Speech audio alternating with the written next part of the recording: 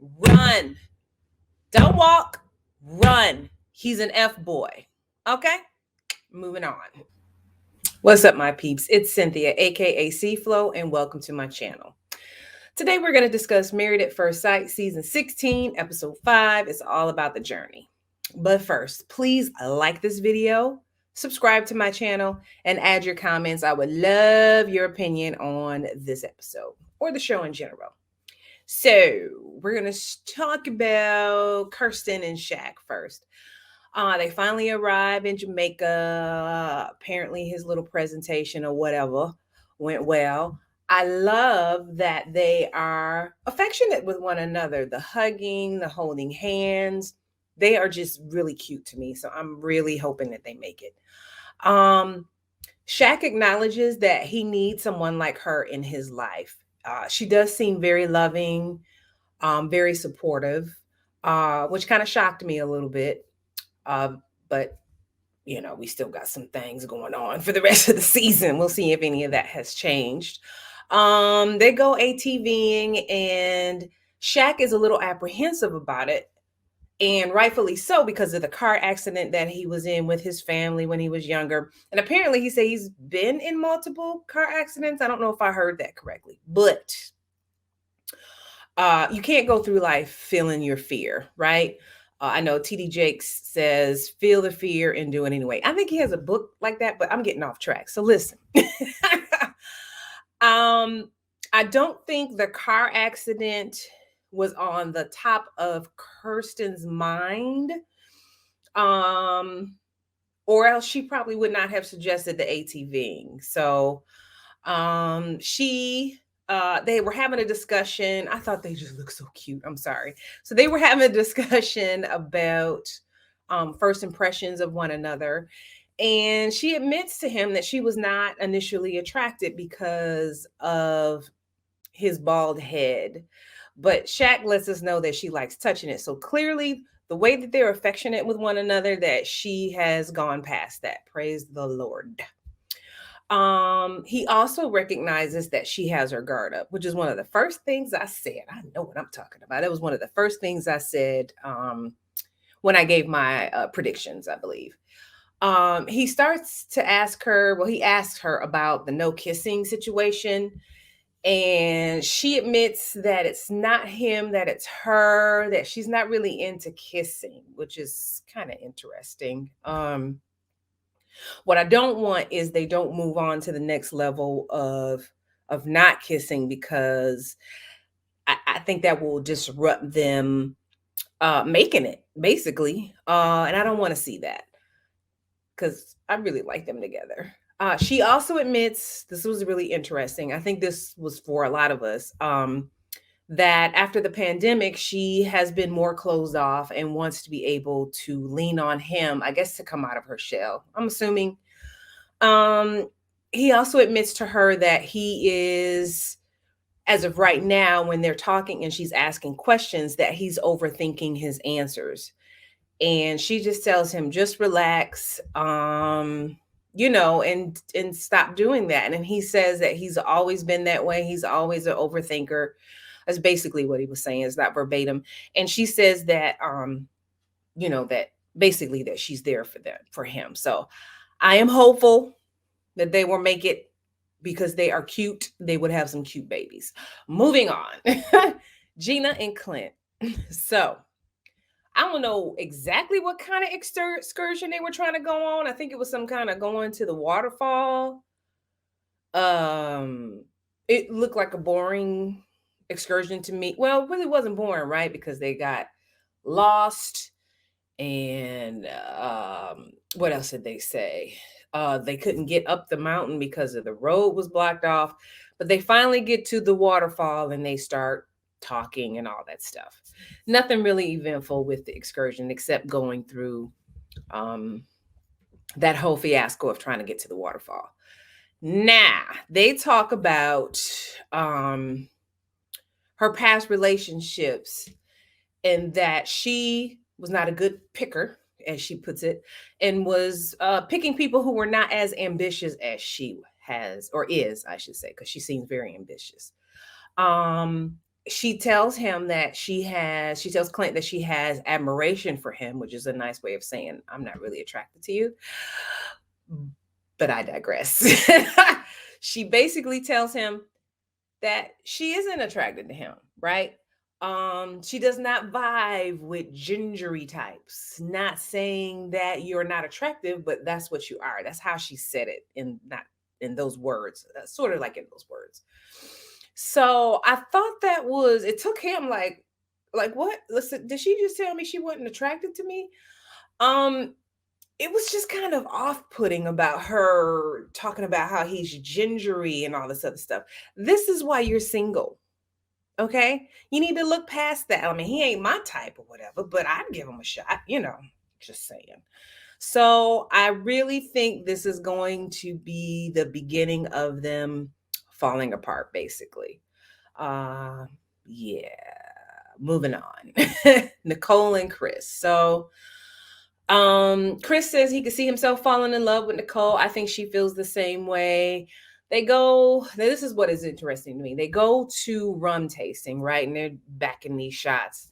And what was kind of silly was the bartender showed them some moves, and then Chris was trying to show us, the audience, his moves, and it wasn't working. But I digress. So Nicole said something to the effect of, the drinking reminds her of the old Nicole. And she admits that the old Nicole was about being selfish and self-centered. And I think she said hot-headedness. Maybe not in those words, but that's the impression I got. But she says that's the old Nicole, right? So Chris lets her know that he won't put up with hot-headedness and someone who's being selfish, because that's some of the experiences that he's had. Now, whether or not that's true, maybe he won't put up with, he might put up with it for a while. He seems like that type, but then after a while he just won't put up with it. So so that's going to be a sticking point for them, because I think, got something in my eye. I believe that her hot-headedness is going to come out eventually, and it's going to cause a problem. The other big red flag that I see is that she tells him that she's never imagined having kids. Now, he wants to have kids. I think he said he wants to have 2. Then she says she's open to it. And I feel like this whole kid situation is going to be the deal breaker for them, because you can tell Chris wants to have kids, right? Like point blank, period. Then he kind of pulled back and says, well, we'll make the decision together. Damn, what is in my eye? So I think this is going to be a deal breaker. If they continue to be married and she has a baby because that's what he wants, or he decides that he's not going to have a baby because she doesn't want to have a baby, the marriage is not going to last down the line. So I really think that's a deal breaker for them. Moving on to Jasmine and Aerys. Okay, now. Jasmine, run, girl. Run. He ain't nothing but an F-boy, okay? A F-boy. Run. Aerys admits that his relationships did not work in the past because he has not been ready to settle down, which I'm like, okay, so why you won't marry at first sight? Anywho, he basically says when he sees something's wrong or that throws him off about a person, he lets them go.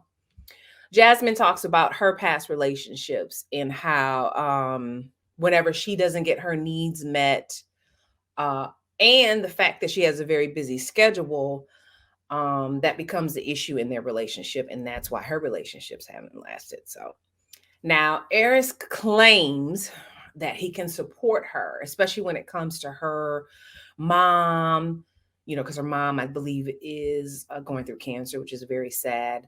Her dogs, because it sounds like she got a shelter in that house, child. And she admits that, going through chemo with her mom, it's like 5 hours of chemo. A lot of times that situation, she kind of shuts down and shields her feelings, and she knows that she needs to be mindful of that and not push him away when those things happen. And I really feel for her. So he claims, and I keep saying claims, that he's going to help her and I'll walk the dogs and I'll be there for you and your mom. And it's cool. And she even said, yeah, I appreciate him saying that. But as you know, actions speak louder than words. So we'll see. But he ain't never been in a relationship or lived with somebody. So how he going? Anyway. But then things get a little creepy. Creepy? Maybe creepy's a little strong. Thing gets a little I don't know, crass. I don't know what I'm trying to say. All I know is I would have been like, ooh. So he's asking her stuff like, what's your favorite sexual position? He says that she got a demon side to her, and he wants to be her sex mentor. You don't know, y'all ain't had sex. She could be showing you some stuff. Like you just, anywho. He tells her that he's getting lady vibes from her, right? Because she's a lady. That he needs to get, I don't want to say the word he used, but lady of the night vibes. How about that? You catch my drift. He wants lady of the night vibes from her. Aerys admits that he has never, ever been in love in the 39 years of his life. Run. Don't walk. Run. He's an F boy. Okay? Moving on. Lastly, Dominique and McKinley. So, in this episode, is it just me? But I feel like their interactions so far, and it was especially evident in this episode that they were very surface. The other couples seem to be getting more, deeper into their conversations and learning more about what makes them tick, so to speak. But they don't seem that way. Mac did say that so they went on the excursion. They went sailing. You could tell he was apprehensive and a little scared. And so Dominique tells him, I'm proud of you for getting more past your fear. And he says he likes that she pushed him and would like for her to continue to push him out of his comfort zone.